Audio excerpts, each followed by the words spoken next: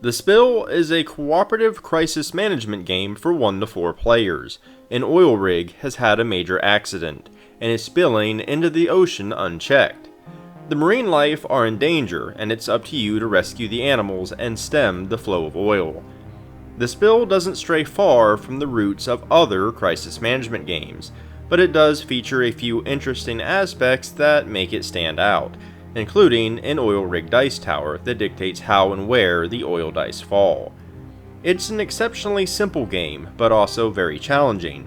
The tide of oil is unrepentant and unforgiving, and the weather itself is a neutral entity. Maybe one day the wind favors you, while another day storms batter your ships and slow you down. Wind conditions are fluid thanks to the variety of goal cards that you can swap between games. You lose if too much oil spills into the ocean, resulting in 6 or more spillouts, or if too much of the marine life is sent to the sickbay. No matter what your goal card says, containing the oil and rescuing animals is always the top priority. The Spill is a great looking game with a strong table presence, the centerpiece of which is the oil rig dice tower. Assembling the tower and the perimeter walls is easy enough, but it does take some time. None of it fits back into the box assembled, so it can be somewhat of a pain to set up and put away. The tower works as a great randomizer by dropping dice into 4 different quadrants, and it looks pretty cool when it's fully set up on the board. The stickers are a bit oversized though, which is weird. You could probably trim them down with scissors if it bothers you, however. The board itself is sturdy and looks great, especially with all the colorful cardboard animal tokens set up. The bright board and animals provide a stark contrast with the murky oil dice, and that's nice. The game comes with 8 characters, each with its own character card and ship token. Each ship token is unique, which is a pleasant touch. I'm impressed because almost every 4-player co-op game I've played has included exactly 4 characters. It was a nice surprise to find that the Spill had double that number. Beyond that, the game includes a stack of goal and resource cards, a nifty dice bag, a ton of small 6-sided dice, and 4 unique weather dice. Finally, there's a handful of cardboard weather tokens and generic resource cubes. When put together, the Spill is certainly an eye-catching game, with a pretty unique style and aesthetic. The Spill is an incredibly simple game. Each turn, a character gets 4 action points, and the available actions are clearly laid out on every character's card, making it nice and intuitive. Every turn, new oil dice are dropped into the tower. The number on the dice and quadrant they land in dictates where they go. Too much oil in a single sector causes a spillout, possibly causing you to drop more dice in the future, and this is one of the ways you can lose the game. The oil also contaminates healthy animals, and if a turn ends with a die-in animal sharing a sector, it's off to the sickbay. The Spill may be simple, but it's an intense challenge with very little room for error. You can't predict where the oil is going to fall, so you have to mitigate the damage the best you can while attempting to complete your objectives. There are 9 goal cards you can choose from, or randomized, that range in difficulty. They don't drastically differ from one another, but are different enough that it definitely impacts your approach, and I like that a lot. No matter your goal, you will always have to slow the flow of oil and rescue animals. The board is pretty big, so a single ship will have trouble covering the whole thing. Each character has a specialty that they're good at. The hazmat specialist can remove oil dice for fewer action points, for example, while the marine vet can rescue a healthy animal for free. Regardless, every character has to pull their own weight in multiple aspects or the team will get overwhelmed. A character can push oil back into the bag or remove it from the game entirely at a steep action point cost, but a minimum of 3 oil dice are dropped at the start of every character's turn. It's rarely possible to beat the flow of oil, only slow it down, so you have to constantly move toward your goals because in a war of attrition, you lose. Each player's turn is usually lightning fast. The actions are quick to perform and straightforward. You simply need to move the ship to the nearest danger zone you can reach and do what you can. Pushing back the oil is cheap, but a band-aid solution. Removing oil is more permanent, but expensive. Rescuing healthy animals is cheaper than contaminated ones, but the latter is in danger of going to the sickbay. If the situation is dire, you can take a risk and gain 1 or 2 extra action points. but the next character will have to drop that many extra oil dice on their turn. It's a nice risk versus reward mechanism that allows you to tackle an emergency now at the risk of later complications. Oil is bad. 3 oil dice in a sector cause a spill out, advancing your spill out track. If other dice were to be added to a spill out, it overflows into an adjacent sector, causing another one. The situation can get out of hand quickly, but then there is a wild card in the form of 4 weather dice that are mixed into the bag. Each face of the weather dice does something different and affects every character in the game for an entire turn, such as slowing you down or blocking your character's specific abilities. One is favorable winds and actually grants you an extra action point. When it happens, it's like rolling a natural 20 in a role-playing game, and feels just as good. You have one other tool at your disposal. Each time 3 or more oil dice are removed or a full set of 6 different animals are rescued, you're granted a resource cube that can be applied to a variety of resource cards. These cards have powerful one-time effects that help you out of a tight spot, such as rescuing an animal out of the sickbay. I like that it further incentivizes you to rescue a variety of animals and remove oil, and that you're rewarded handsomely for the effort. There's a strong mixture of things I like and appreciate in the spill and others that I'm not so hot on. I love the colorful nature of the game, and using the dice tower is disproportionately entertaining, and I can't really explain why. It's just satisfying to use. The risk versus reward of taking extra action points at the cost of dropping more oil dice is great, and the resource cards are a fantastic tool that really adds to the game. I'm happy that the game comes with 8 characters as opposed to 4, as most others would have. I also really have to shout out the modular difficulty. You have multiple dials you can tweak between the goal cards and what level of the spill track you choose to use. More difficult levels will have you dropping more oil dice faster. Either way, however, the spill is exceptionally swingy.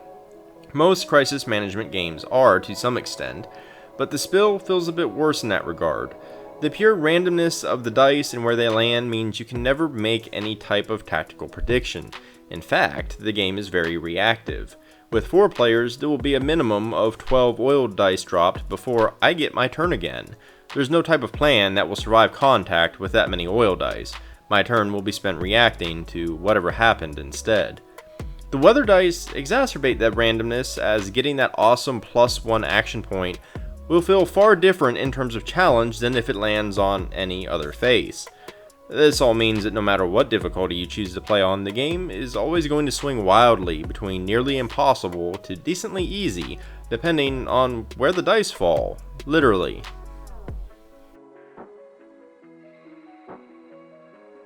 I also have to tackle the messaging.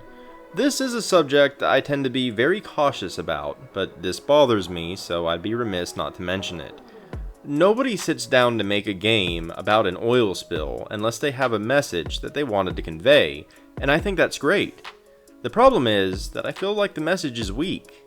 In the abstract, yes, we all know oil spills are bad, and I can reason that contaminated animals going to the sickbay is a sanitized version of what really happens to them. Maybe that's part of the problem. In reality, they suffer and then die. I don't really think the spill portrays just how devastating an oil spill of this magnitude really is.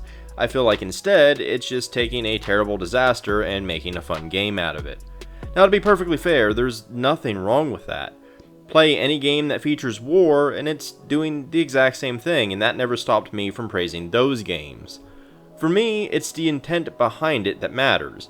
If a game wants to have a message, have a message. If not, that's okay. But if you intend to have a message, don't make it a weak one.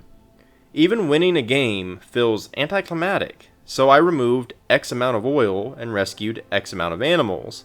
The last time I checked, the oil was still pouring from the rig. In fact, it was looking really bad right before I checked that last X. I don't feel like I even stopped the disaster. I feel like I checked some numbers from a list and then went home. The plastic tower further cements my annoyance. I'll be the first one to stand up for plastic components in a board game because they generally aren't expected to go to a landfill. They get played with, sit on a shelf, or go to someone else. However, it somewhat soils an environmental message to have a big and unnecessary plastic tower to drop dice in. The spill runs very close to other crisis management games such as Pandemic, much closer than I would like. If you read my review of Robinson Crusoe, you will know of the term I coined, the pandemic effect. The term didn't age well, thanks to the real-world pandemic, but I began using it long ago. I use it to describe any co-op game that I actually feel is a single-player game in disguise. It applies very strongly to the spill. No matter the player count, 4 characters are always present. If you played at 2, each player controls 2 specialists. If you play solo, you control all 4. The thing is, the spill is equal parts simplicity and precision. Its simplicity means that the range of possible strategical actions that you can take is quite small. It's precise in the sense that there's usually a very dire action that a player needs to take on their turn, or there will be consequences. There's very little room for error in the spill. When you combine those two things, you have a situation where if a given player doesn't see that course of action, another player will. If they point it out, they just played that player's turn. If they point it out several times, they are playing the game themselves while the others spectate. It's a matter of scope, and it isn't limited to the spill. I think most cooperative games only work when they're complex. The smaller the breadth of options, the more likely there is to be a single right one. In those cases, quarterbacking comes down to a matter of facts, rather than a difference of opinion. However, that only makes the spill a flawed game, not a bad one. Robinson Crusoe is one of my favorite games, despite having the same problem. For a solo player, the spill is a lightweight puzzle to be solved with a stacking random element, and in that regard, it works quite well. The spill is a satisfying puzzle that's own simplicity can work against it in multiplayer. However, it works as a great, albeit very lightweight, solo experience. The spill fulfills the nice niche of a lightweight, easy-to-learn gateway game with a feel-good theme of rescuing animals. A bit too feel-good at times, but I've ranted about that enough already. The thing is, there are a lot of other games in that category, and I'm not sure I can find a standout reason to choose the spill over them. It's a perfectly competent game, with its own strengths and flaws, but it's also very similar to many other lightweight crisis management games. The fact that the dice tower and perimeter have to be disassembled to get them back in the box is going to give other lightweight games an edge simply for ease of use. As for my own tastes, I love a good solo game, but prefer heavier gameplay, and the spill just can't scratch that itch. I definitely appreciate aspects of it, but in the end, it's not for me. But then again, it was never meant to be. If you enjoyed this video or found it informative, consider liking and subscribing. It helps me out a great deal and really boosts my visibility on YouTube. I've also left several links down in the description below, including to my website, where you can find the bulk of my written content, but also to my Twitter, Patreon, Discord, and more. But in any case, thanks for watching, and until next time.